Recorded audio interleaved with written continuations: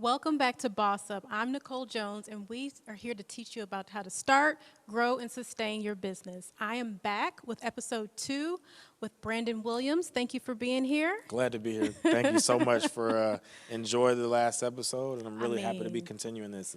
You gave a wealth of information in terms of your start in the actual industry, making a pivot in the industry to work with the Steve Harvey Global Network, and just essentially your true feelings in that process, like what that process felt like, some of the struggles that you were going through, and how you actually overcame some of those things. So Absolutely. thank you for sharing that information. I appreciate you being so open and candid with that. Yeah, no, I mean, I think that the reality is real is what people want. I could tell you a made-up story, but the reality is what's most important because, especially in today's age, people pretend that, like, everything is perfect. Yep. It's what, social media is amazing and great for all the wealth of information it provides.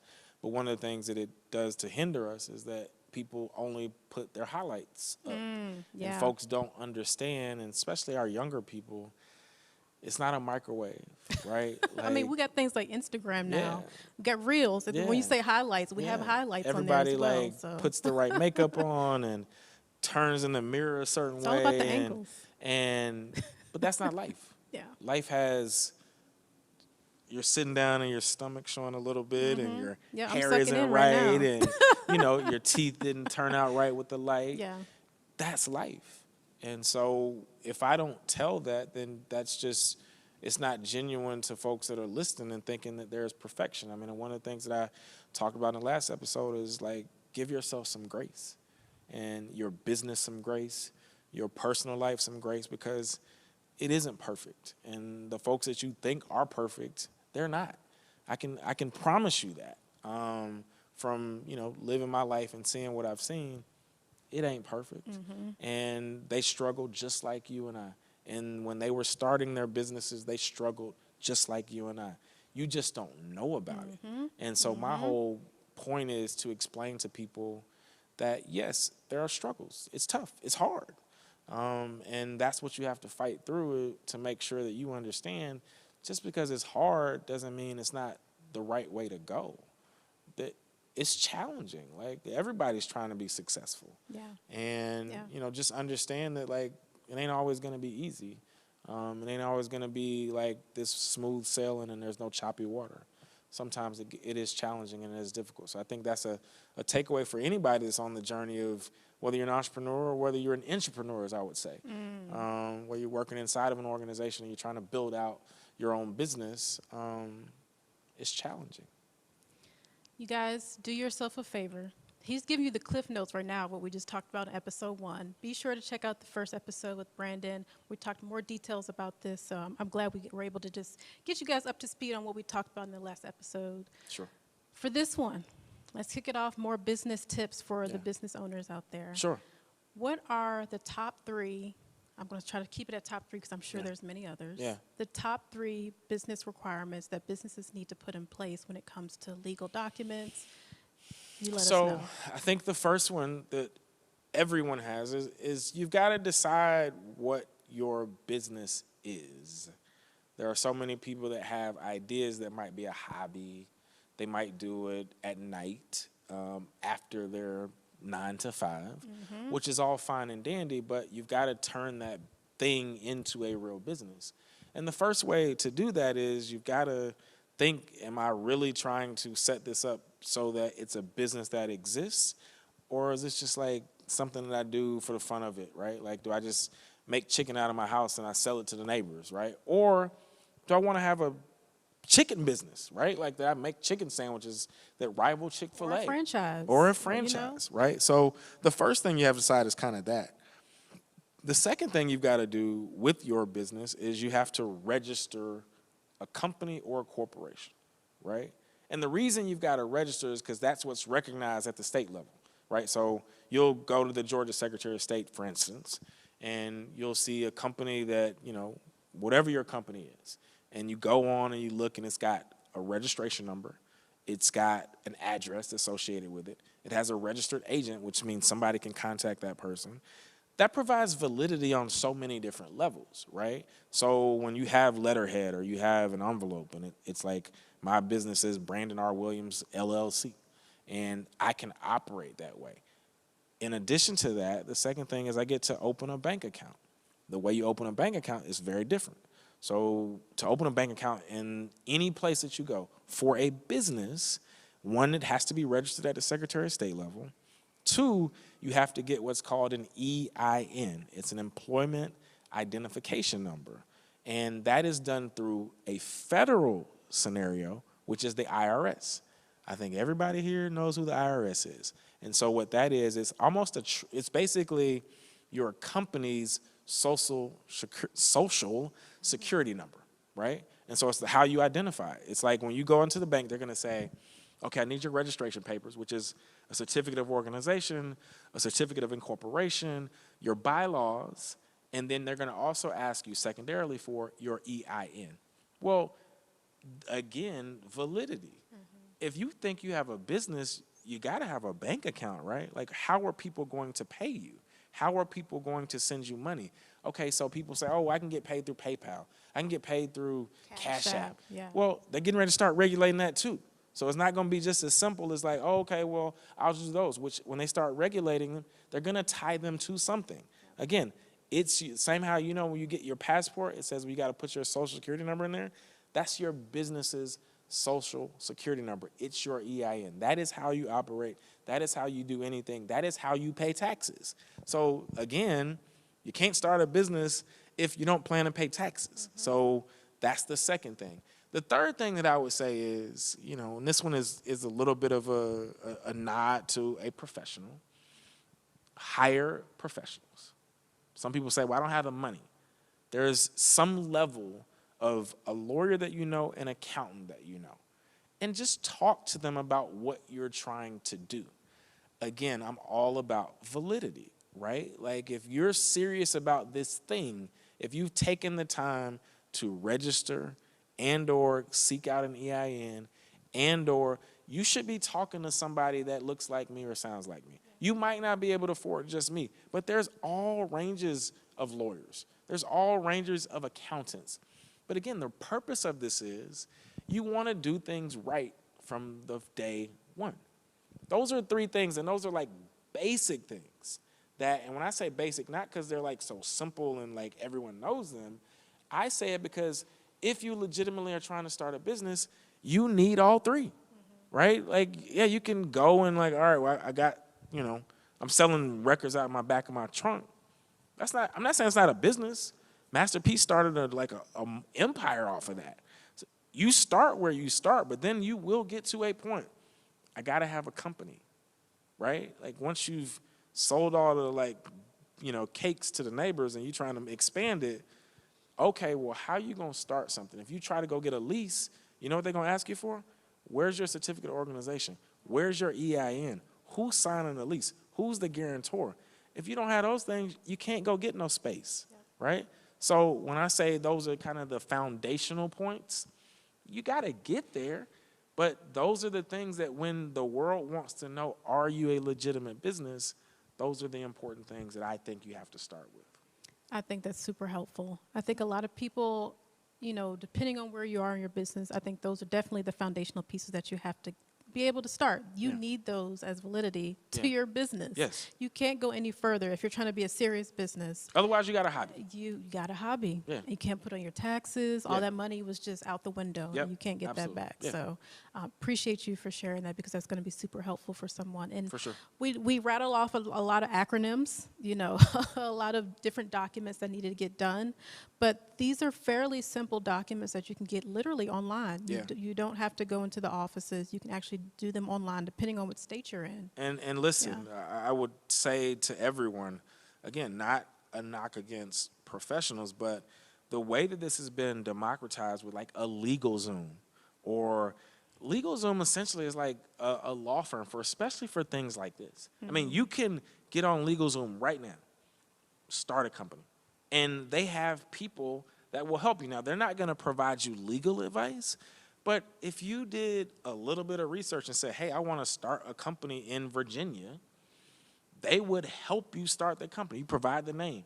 It's like going online and applying for a bank application. It's almost that simple. So for people to say, I don't know how to do it, or there's so many resources now that didn't exist 20 years ago that allow you to have these things. Maybe you can't afford a me. You can go on LegalZoom. You can go on the Secretary of State and like, okay, well, how much this costs? Most people now, they've got lawyers in their family. They got somebody connected to them. They've got an accountant somewhere. They can at least ask, how can I do this? How can I start this? I get calls all the time. And I'm not even charging people to ask me a question. I'm like, well, this is what you would do. Here's how you would do it. There you go. And I point them in the right direction. I'm not doing it because I need something from it. It's just I want to see people be successful. And if you're really trying to start a business and grow a business, those are some things that you just have to have. Yeah, for sure, for sure.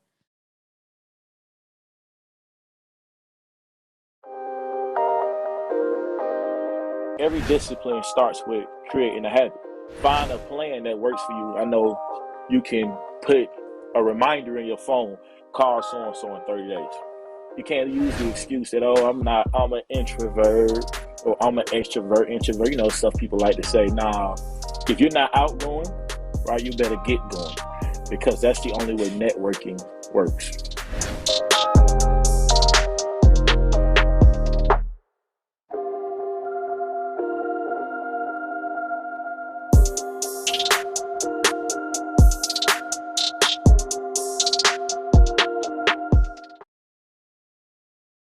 Freedom. It's at the core of who we are. The freedom to live without fear, to jog where we please, to wear a hoodie. The freedom to breathe.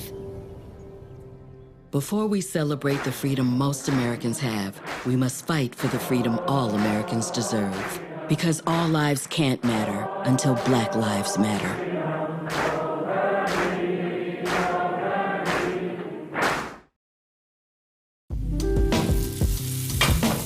Today, we're going to be making some key lime cupcakes.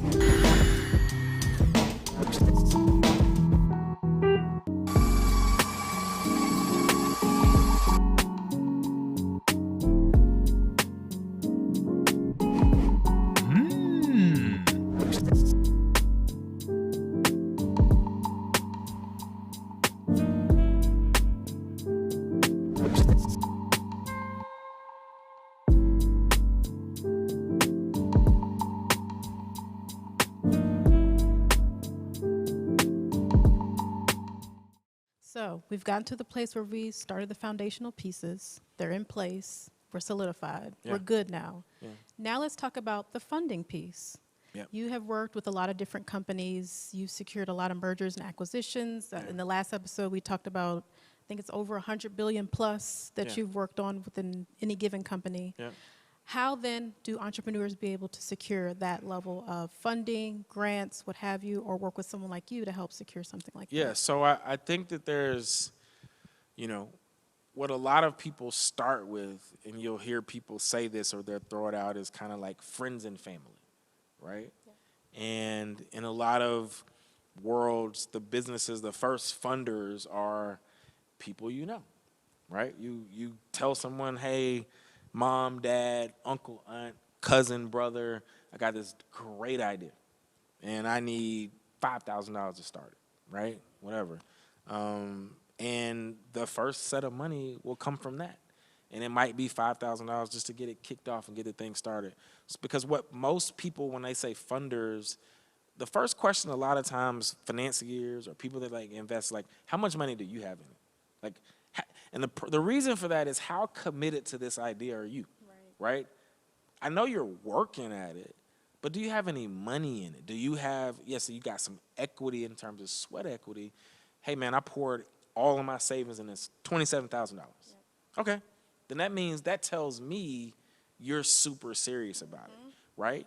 And then you got to start growing with some revenue, right? You got to be making some sales or providing some services that people will pay for. So if you're not providing legitimate enough or enough of that, so you get $5,000 from mom and dad, and then, all right, well, now we've got, $100,000 in revenue for the first year, and I'm selling X, Y, and Z. And then all of a sudden, it's like after year one, maybe you're at 250,000, 300, 400,000. And then there comes a point where it's like, okay, well, maybe you go get some government money. It used to be called like SBA money, right? Like in the government now, they've got different programs, certainly minority different programs, where you can become like 8A certified, or you can become, SBA certified, so that maybe you're an African-American woman who's got a business, there's money there. Traditional bank loans can be challenging. I think they also have COVID relief through SBA now Absolutely. too as well. So they've got, obviously in today's world where it's COVID and they've got things. And so it takes steps to get to a point where you're looking at a third party. But those are the beginners, right? Like, okay, I got to take some money for myself. I got to go call a friend or a family to help me get started. And then I kind of start bootstrapping. And then it's like, okay, well, what grants, like you mentioned grants, what other programs does the government offer that can provide me $250,000 or $350,000 to like get to that next stage? And then when the sales get significant, and then all of a sudden you're like, okay, well, we're at $500,000 or $750,000. And then you can justify going to somebody and saying, hey, we're almost at $1 million in revenue, but we need X amount so that we can quadruple that. So you have to make a case for it.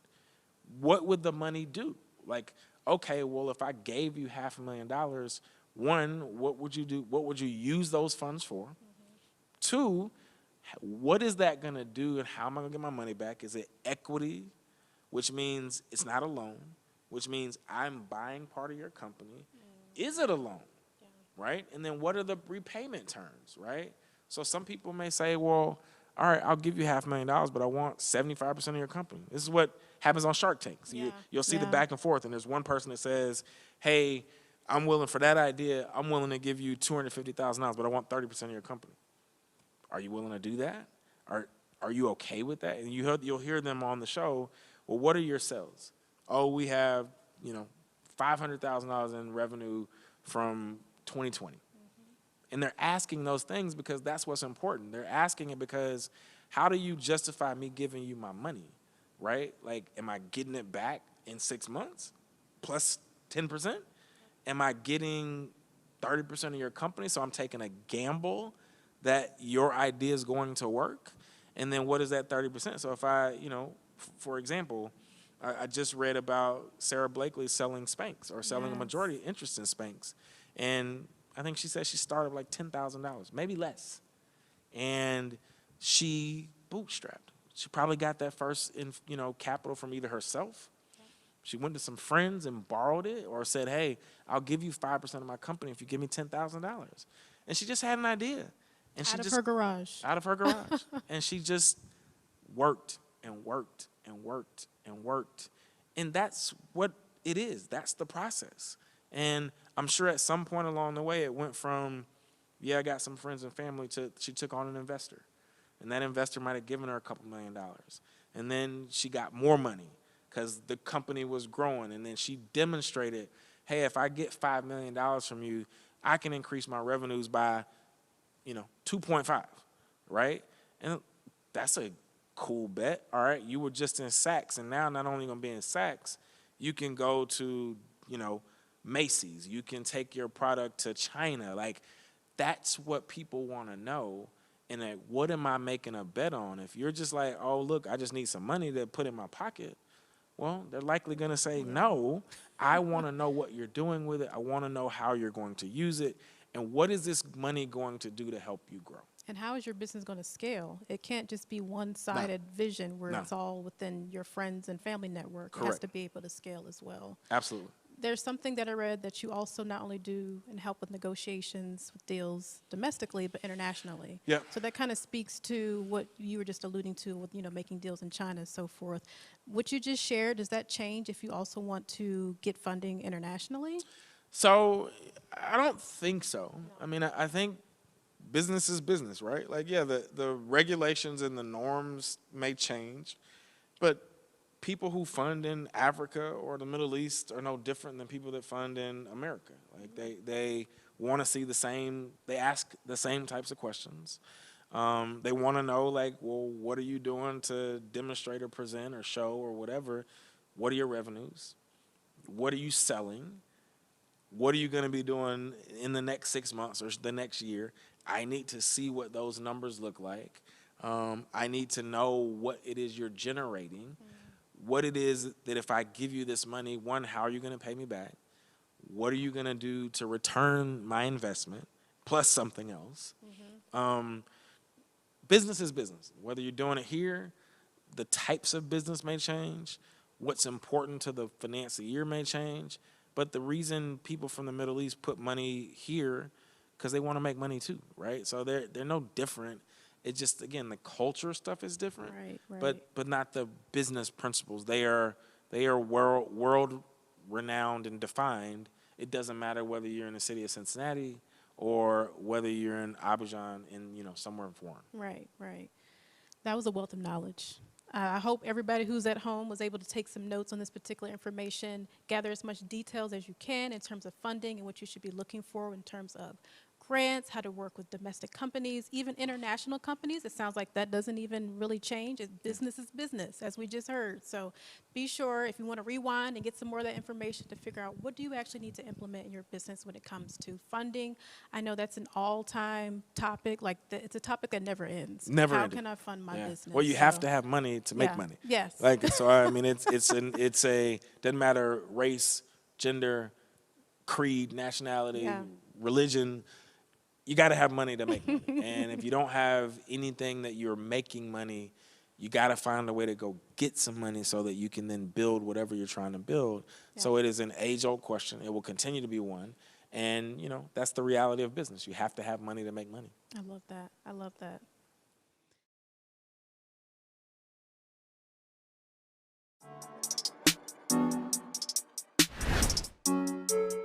Why do you think these men don't want to get married?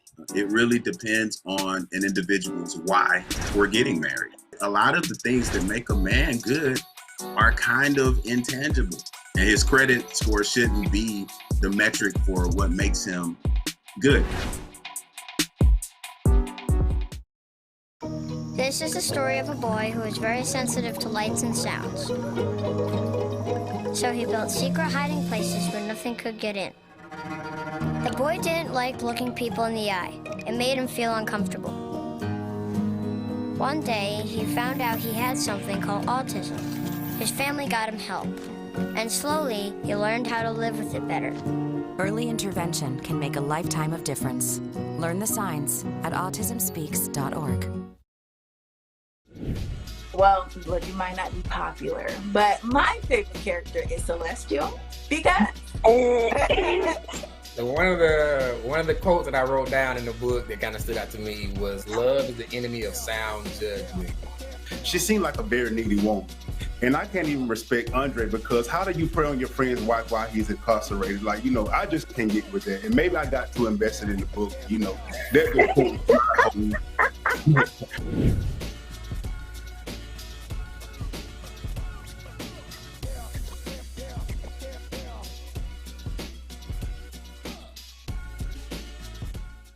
So we just heard you have to have money to make money. So let's go back that brings me to another topic about negotiations. How do you begin to make those negotiations with companies in terms of them want to actually invest in your business? Sure. I mean, it really, to me, I think it comes down to people, right? One of the things that I learned early on being just a pure lawyer is that people do business with people that they like. Now, again, doesn't always have to be the way. There are people that do deals that hate each other, and it just makes sense from a financial standpoint. Yeah, financial sense. It makes strategic sense, and they just do a deal together because it works. I tend to think that people want to do business with people that they respect, that they enjoy, they're cool with, they talk. And again, this is partly why they talk about implicit bias and different things that happen. Yes, it's racial sometimes, but the reality is everyone does it, right? We all congregate to the people that we like, right? You walk in a room, you see a friend, you immediately go talk to that friend because it's comfort, right? So, yes, like when people are, you know, this CEO talks to that CEO and they're at the same country club, it's not always racial. It's who's in your circle, right? Yeah. So find a way to be in the circles where people that like provide money. Like sometimes that means, hey man, I gotta be uncomfortable in an environment. I gotta go where people that do deals are. And that might be at a country club. That might be, hey, at the Four Seasons, or that might be at the St. Regis in Atlanta, because that's where those people congregate. Yeah, that and has so, to go to breaking those barriers. Yeah. Very similar to the first episode where you mentioned, you know, you were out of your comfort zone. You Yes. went from Atlanta, which you know well. It's in the fibers of your being at Yes. this point. Yes. But you had to make that transition to Yes. LA.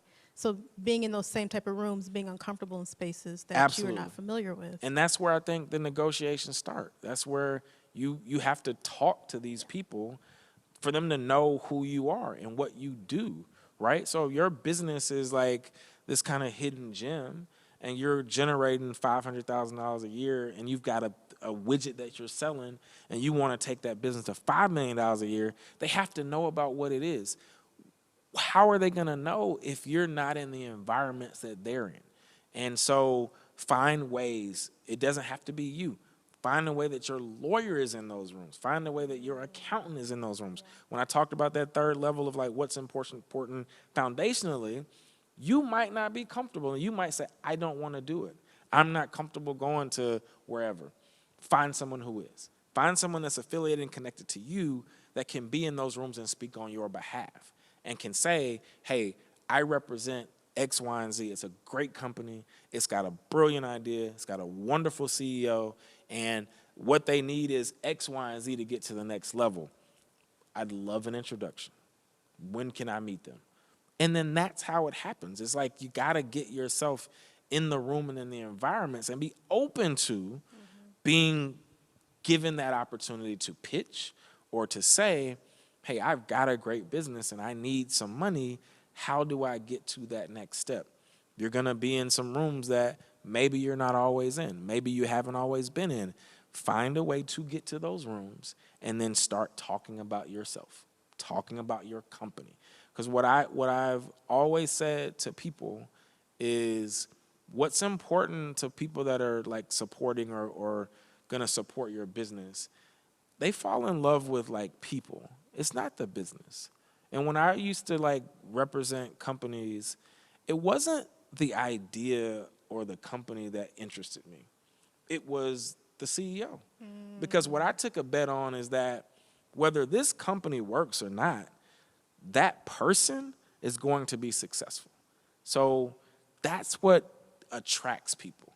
Be energetic. Be like, be passionate about what it is you do. If you come into me and you talk about your company, you're kind of sulking and like, oh, I mean, I just got this little business. It's doing okay. This little business. I'm not drawn by that. Yeah. It almost doesn't matter what it is. But if you come in lively and like you're excited and like what's important, when I see now when people come to me and they're like excited about a show idea and they're excited about like some concept, I may not even think it's that great. But I'm like, that person, Right. they live this, they want this, this is important to them. So whether it's this idea or something else, I want to ride with them. And that's what I think people that lend money, and what I said is like, remember I said it's like an energy thing, right? Like people want to be with people that like, what is it that attracts me to you? What is it that attracts me to your business? It's not just the idea. It's a bunch of people got business ideas every single day. You've seen them, you know them, you've talked to them on this program. Yep.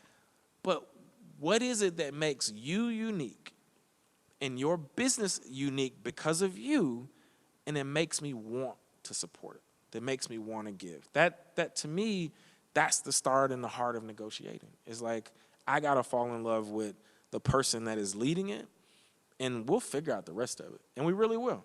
You're not going to have all the answers. I'm not going to have all the answers, but we can find some people that will. I love that. That brings me, and that's a good segue into my last question in terms of the entertainment landscape. Sure. You've made this pivot from working in Alston and Bird, now into entertainment law with Steve Harvey Global. Yeah. I'm sure you've gotten a lot of pitches, as you just mentioned, of just some examples of people have a widget or a new show concept. Yeah. What are you seeing in the entertainment industry where we can thrive as a Black culture in that space?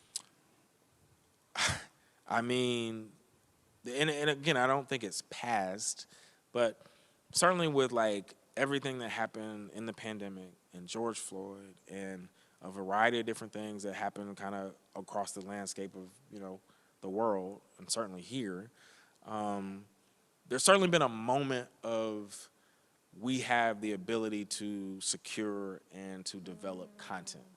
And I'm not saying that has changed.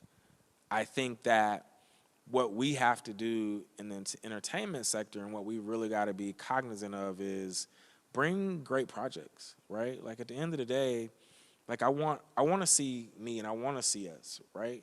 And so there's a lot more opportunity. You have the Issa Raes and the Michael B. Jordans and all these people that are starting these production companies and they're being supported, right? Like you have The Shy with Lena Waithe and all the things that she's doing.